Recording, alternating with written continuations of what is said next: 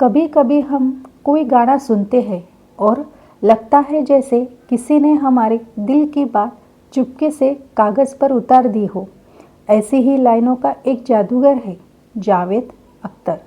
शब्द जिनमें सादगी भी है, दर्द भी और ज़िंदगी की सच्चाई भी। आज हम जानेंगे जावेद अख्तर इतनी बड़ी बातें इतने छोटे शब्दों में कैसे कह देते हैं। जावेद अख्तर का जन्म एक साहित्यिक परिवार में हुआ। पिता जानिसार अख्तर मशहूर शायर, मगर घर में काव्य की रोशनी जितनी थी, जिंदगी उतनी ही मुश्किलों से घिरी थी। बहुत छोटी सी उम्र में माता पिता का साया सर से उठ गया। पढ़ाई के नाम पर जगह जगह भटकाव और सपनों के नाम पर बस एक ही चीज़, कुछ बड़ा लिखना है। यहीं से शुरू हुआ वो सफ़र जिसमें एक लेखक को शायर बनाया और शायर को फिल्मी दुनिया का सबसे अनोखा शब्दकार। 60 के दशक में जावेद अख्तर मुंबई आए। सुलह तक रहने की जगह नहीं, स्टूडियो के बाहर खड़े रहना, किसी निर्देशक से उम्मीद, किसी निर्माता से एक मौका। उसी वक्त उनकी मुलाकात हुई सलीम खान से। दोनों की सोच अलग लेकिन महत्वाकांक्षा एक ही। धीरे धीरे दोनों ने देखा कि उनकी खूबियाँ मिलकर एक नई ताकत बन सकती है और इस तरह बनी जोड़ी सलीम जावेद। उन्होंने हिंदी सिनेमा को वो नायक दिए जो आज भी एंग्री यंग मैन के नाम से याद किए जाते हैं। जंजीर, शोले, दीवार, इन फिल्मों ने सिर्फ बॉलीवुड नहीं बदला, एक पीढ़ी की सोच बदल दी। जावेद अख्तर की लेखन शैली सीधी है, शब्द भारी नहीं है, लेकिन असर गहरा छोड़ते हैं। उनके हर गीत एक अनुभव से निकलता है, जैसे वो लाइनें दिल ढूंढता है या पल दो पल का ये सफ़र। उनकी सबसे खास बात है भावनाओं की भाषा।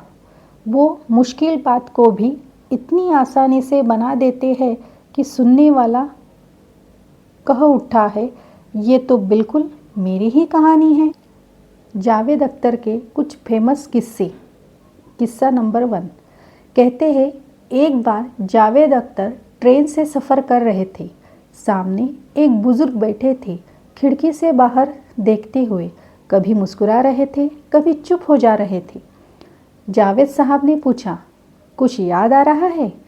बुजुर्ग ने कहा, बेटा, जिंदगी के कुछ हिस्से ऐसे भी होते हैं जो वापस नहीं आते लेकिन जाते भी नहीं। ये लाइन जावेद साहब के दिल में उतर गई। उन्होंने बाद में कहा, उस अनजान बुजुर्ग की एक बात ने मुझे कई गीत लिखवा दिए। यह किस्सा बताता है जावेद अख्तर शब्द नहीं लिखते, जिंदगी को लिखते हैं। किस्सा 2। एक बार एक पत्रकार ने जावेद साहब से पूछा, आपके गाने में इतनी भावना कैसे आती है? आप कहीं से इंस्पिरेशन लेते हैं क्या?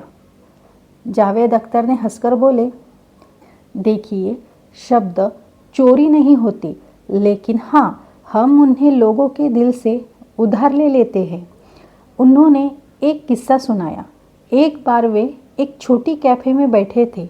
सामने एक लड़की रोते हुए अपनी दोस्त से कह रही थी, वो गया तो बस गया, लेकिन मेरा समय वही अटक गया। जावेद अख्तर ने ये लाइन सुनी और वो चुप हो गए। उस दर्द को उन्होंने अपने पास रख लिया। बाद में उन्होंने कहा, उस एक लड़की का दुख कई गीतों की वजह बनी। यानी वे लोगों की छोटी सी बातों को भी गहरी कविता में बदल देते थे। किस्सा नंबर 3। जब जावेद अख्तर पहली बार मुंबई पहुंचे, उनके पास खाने तक के पैसे नहीं थे। कई रातें उन्होंने फुटपाथ पर सोकर बिताई। एक दिन उन्होंने अपने दोस्त से कहा, मैं यहाँ कुछ भी करने नहीं आया, मैं यहाँ लिखने आया हूँ। एक डायरेक्टर के ऑफिस में गए, जोर से बोले, अगर आपको एक बढ़िया लेखक चाहिए तो मैं हूँ, वरना मैं बहुत व्यस्त आदमी हूँ, जा रहा हूँ। डायरेक्टर उनकी बात सुनकर हंस पड़े, लेकिन उसे आत्मविश्वास से उन्हें पहला काम मिला। इस पर जावेद साहब ने बाद में कहा, कई बार किस्मत दरवाज़ा नहीं खोलती, तो आपको दरवाज़ा खुद बनाना पड़ता है। जावेद अख्तर ने हमेशा समाज, राजनीति और इंसानी रिश्ते पर खुलकर लिखा। उनके गानों ने लोगों को सोचने पर मजबूर किया।